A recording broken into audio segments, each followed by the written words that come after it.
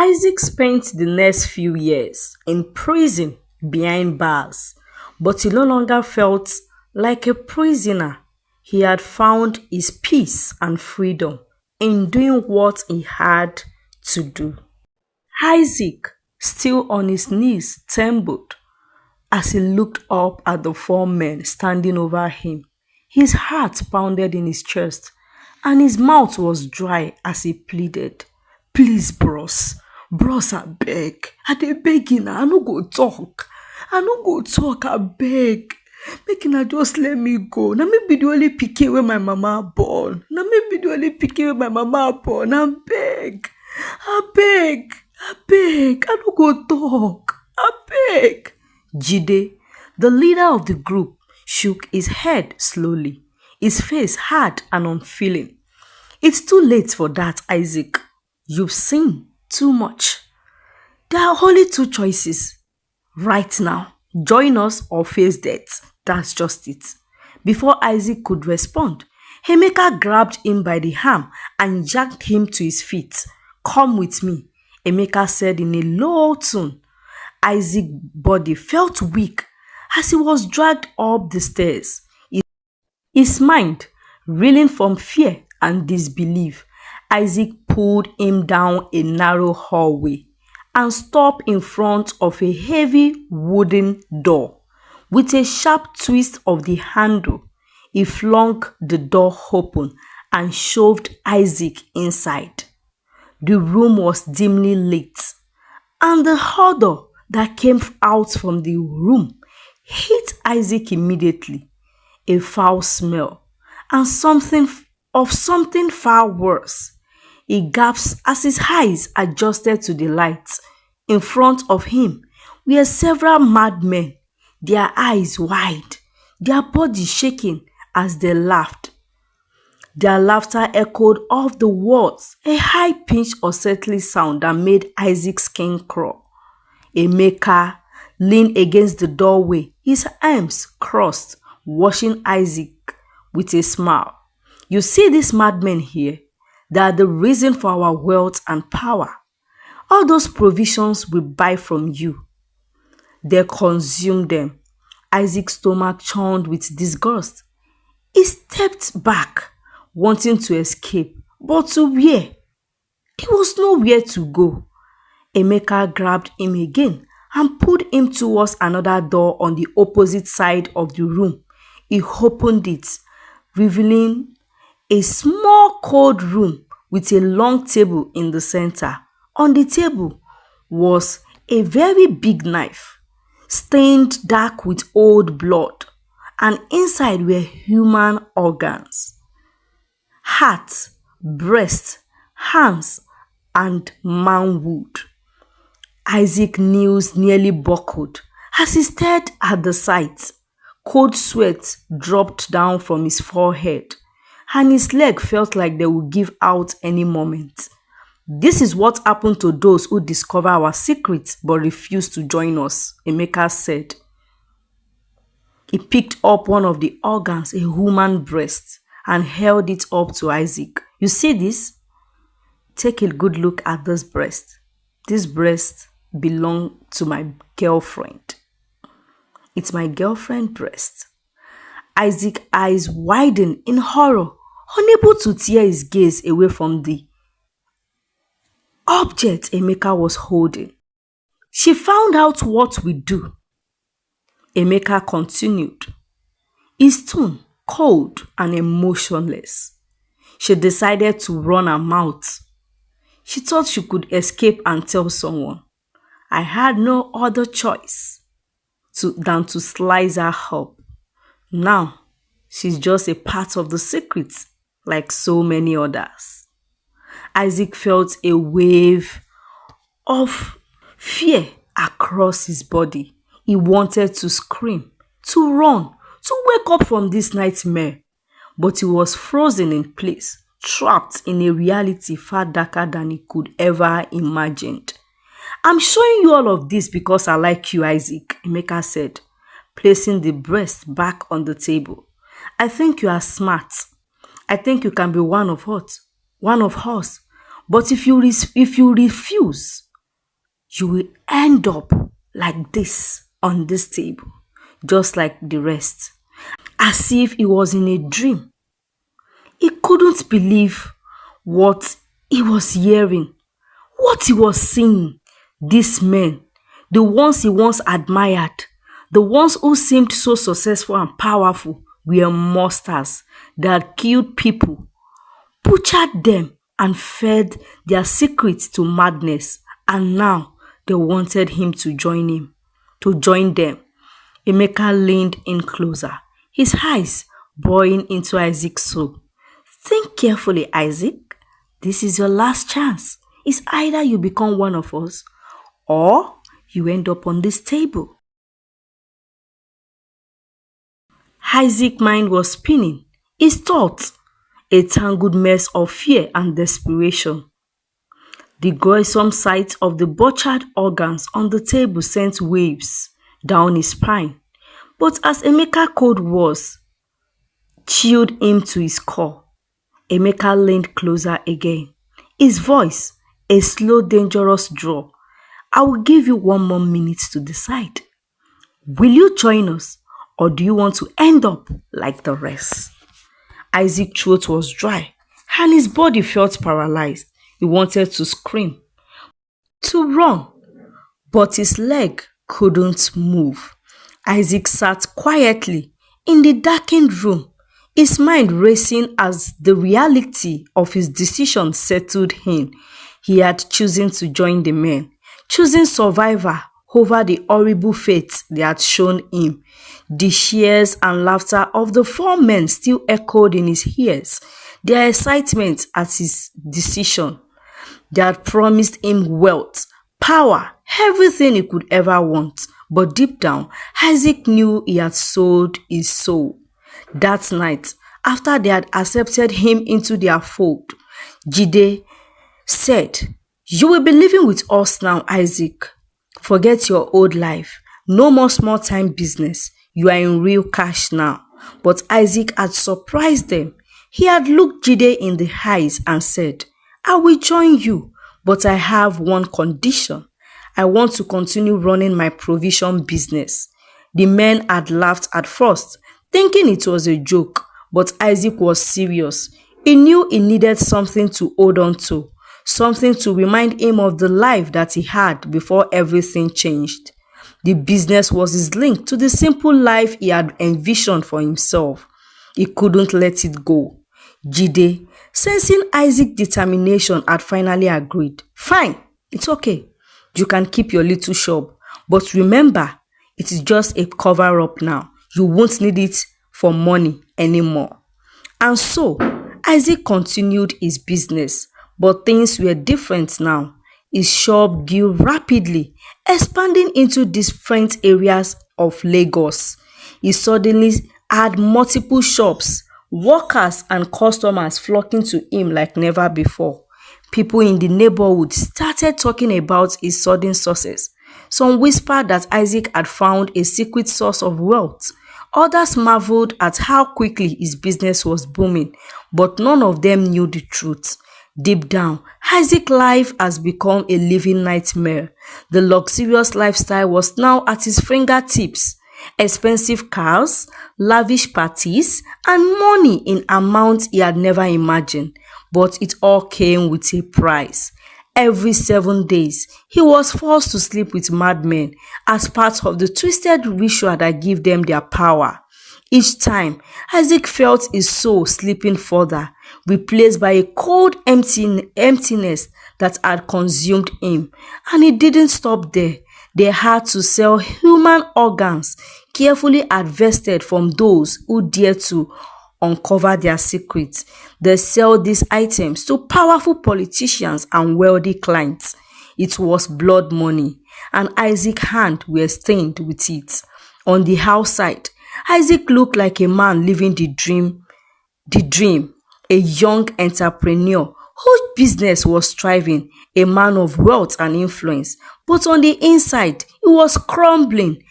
Peace had left him, replaced by a constant weight of his chest, that it has made it hard for him to breathe.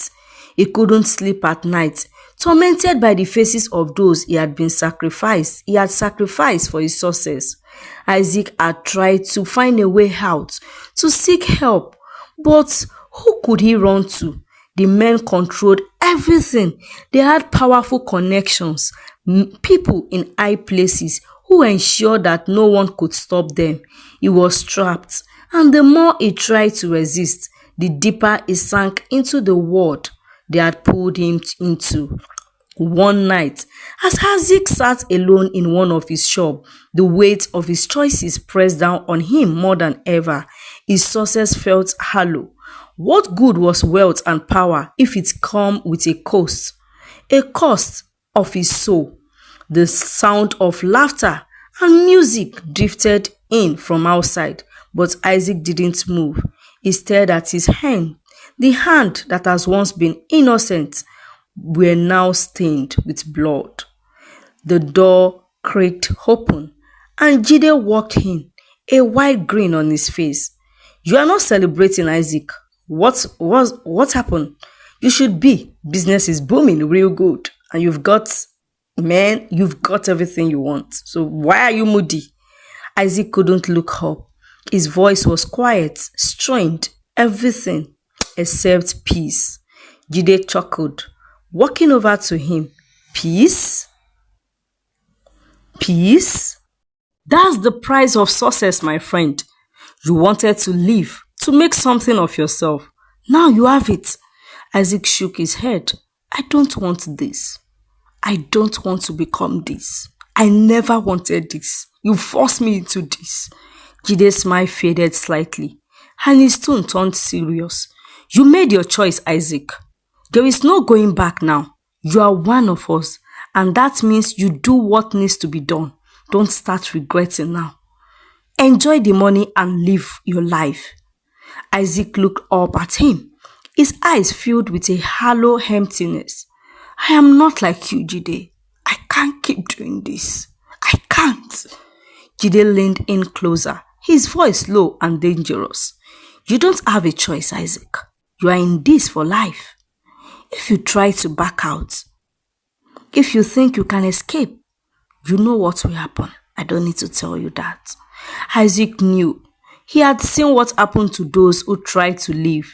The butchered body, the madness that consumed them. He was trapped, and there was no escape. The luxurious life he had once dreamed of turned into a prison, and now all he wanted was freedom.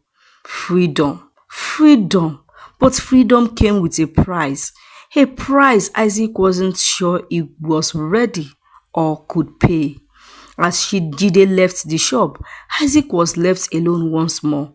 The sound of the city outside seemed distant, almost unreal. He stood up, his hand trembling as he walked to the window and looked out at the busy streets. People walked by, oblivious to the darkness that has consumed his life. He thought about his mother. She was the reason he had chosen to stay alive, to join the men rather than meet a death. He couldn't bear the thought of leaving her alone in the world, especially after all the sacrifice she had made for him. But now, as he stood at the crossroad of his life, he wondered if he had made the right choice. Yes, he had lived, but at what cost? The darkness inside him grew deeper with each passing week. The rituals, the twisted demand of the court weighed on him heavily. The first time he had slept with a madman, his soul had shattered. The experience was beyond words, a nightmare that had never ended. And each time he performed the ritual again, he felt himself slip further into a void, from which there was no return. But it wasn't just the rituals, the organ trade, the secret dealing with politicians. Isaac had crossed lines that he could never uncross. He was no longer the young trader who had hustled on the streets of Lagos, trying to make an honest living. He had become something else, something bad. And the worst part was he felt trapped. The wealth that came with the court had brought him new shops, expanded his business, but with each expansion came more whispers. People in the streets murmured about his sudden rise, how quickly his success had come. The rumors were spreading. One night, after another sleepless night haunted by the faces of the people whose lives he had sacrificed for his wealth, Isaac made a decision. He couldn't live like this anymore. He had to find a way out, no matter the cost. He had survived for his mother, but now he realized that living like this was no life at all. The next morning, Isaac went to one of his smaller shops, a place he rarely visited. He needed to think, to plan as he sat behind the counter, pretending to go over inventory. His mind raced with possibilities. How could he escape the grip of the court without getting killed? Could he run, leave Lagos, start over somewhere far away? But he knew they had connections everywhere. Running wouldn't guarantee his safety. And even if he managed to flee, they would come after him and anyone close to him. Isaac's phone buzzed, jolting him from his thoughts. It was Jide. "We need you at the house tonight." Jide's voice was cold and commanding. "Big deal is coming though. Be ready." Isaac's stomach tightened. It was another organ trade, another night of horror. He knew what was coming, and the thought of it made his skin crawl. But this time, something was different. This time, he had decided it would be his last.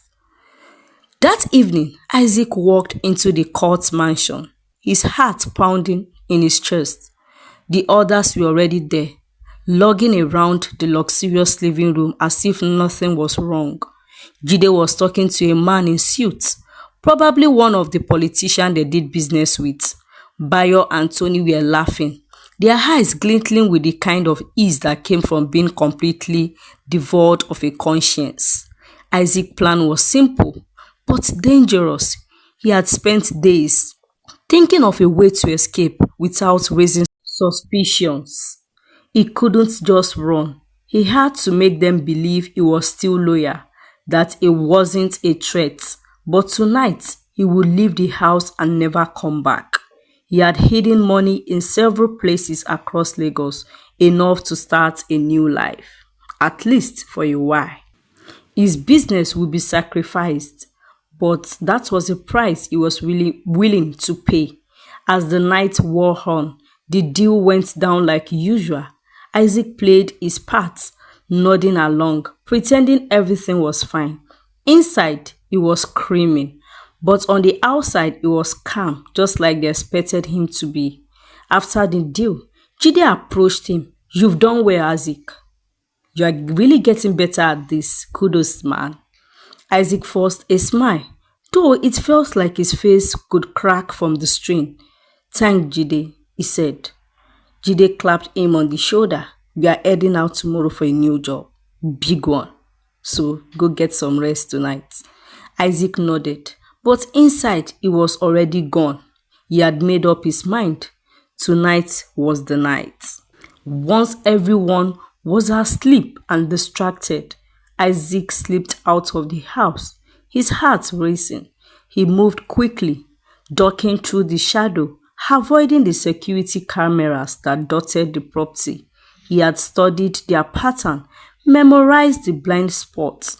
He knew he didn't have much time before they realized he was gone.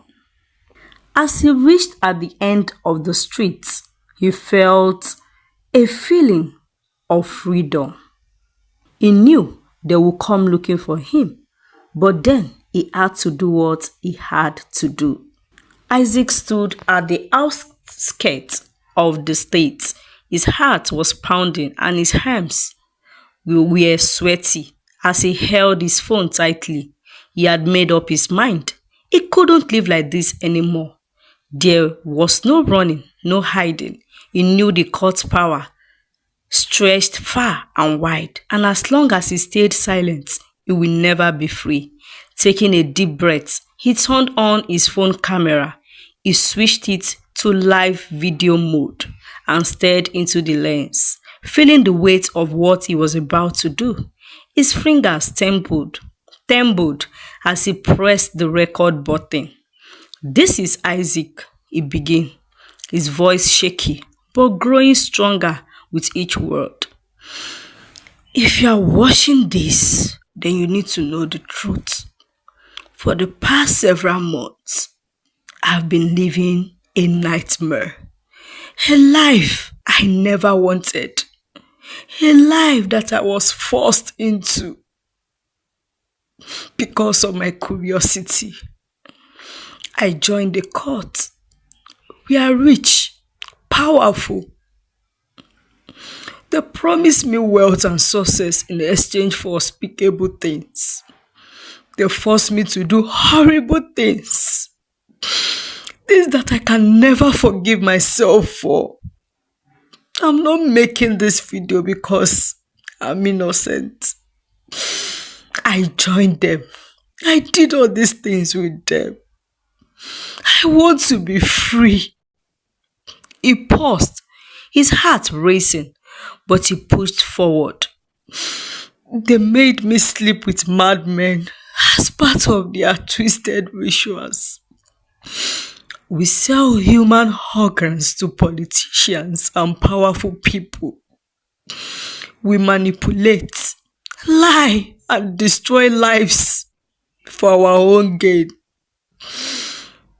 We're untouchable, but I won't be silent anymore.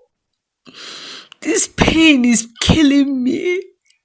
I only chose this path just for me to be alive for my mother. I was faced with two options: to join them or face death. I chose to live because I was the only child of my mother." Isaac continued, detailing the names of the men, their connection, and the dark secrets they had forced him to keep.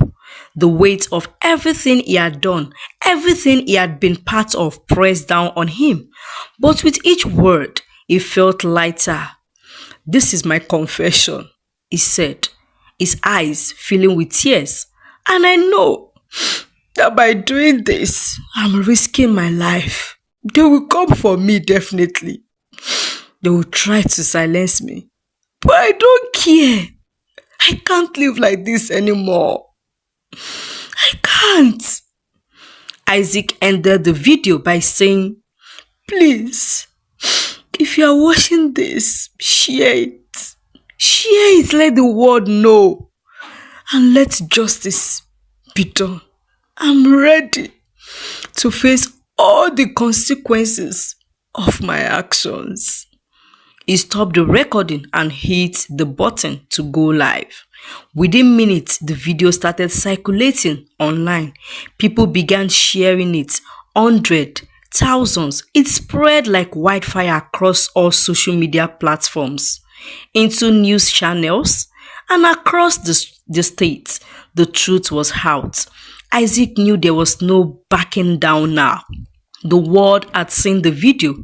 People were talking. Police were being alerted. And soon, the mansion where the cult operated would still be under investigation. The response was swift. Within hours, police swarmed the mansion.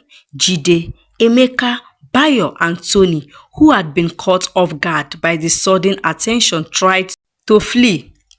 But there was nowhere to hide. Their wealth, their power, it meant nothing in the face of the public. And that Isaac video had sparked a lot of views.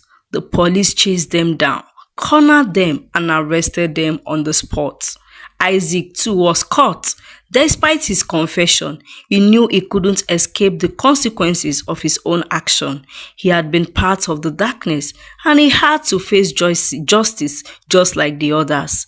As he was led away in handcuffs, surrounded by flashing cameras and shouting reporters, Isaac felt a strange sense of relief. He had done something that he had once seemed impossible. He had exposed the truth. He had broken free from the chains of the court, and even though he would face punishment for his involvement, he had finally regained his peace of mind. The entire state was in shock. People couldn't believe the level of corruption and evil that had been hidden in plain sight. The video brought the downfall of powerful men, politicians, and others connected to the court activities. Investigation spread across the country, exposing a web of corruption that has run deeper than everyone could imagine. Isaac sat in his prison cell awaiting trial. He knew that his life would never be the same, but for the first time in a long time, he felt something he hadn't felt in months. Hope. He had made mistakes, terrible ones, but by exposing the truth, he has taken the first step towards redemption. The court was finished. His members were behind bars, and Isaac's confession had opened the door for others to come forward with their own stories. Isaac sat in the cold prison cell, staring at the bare concrete walls. The distant sound of other inmates echoed around him, but his mind was somewhere else. The weight of his choices still sat heavily on his chest, but for the first time he felt a strange sense of calm.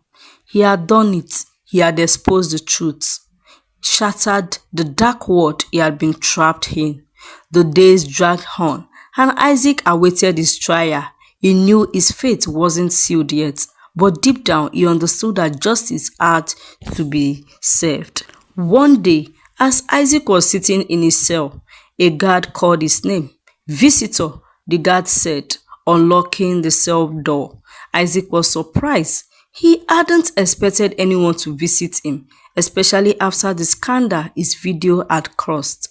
He followed the guard to the visitation area, his heart racing as he entered the room, his breath caught in his throat. Sitting there on the other side of the glass was his mother. She looked older, more worn than he remembered. Her face was lined with worry, her eyes heavy with sadness. Isaac slowly sat down, picking up the phone on the side of the glass. "Mom," he said quietly, his voice thick with emotion. She looked at him for a long moment before speaking, her voice soft but steady. "Isaac, what have you done?" Tears welled up in Isaac's eyes. He had imagined this moment countless times, dreading the day his mother would learn the truth. "I'm sorry, Mom. I'm so sorry for everything." His mother shook his hand, wiping away a tear. "I saw the video. The whole world saw it. And I couldn't believe it, Isaac. My own son involved in something so terrible. Isaac, why? How did this happen? How could this happen?" Isaac swallowed hard, struggling to find the right words.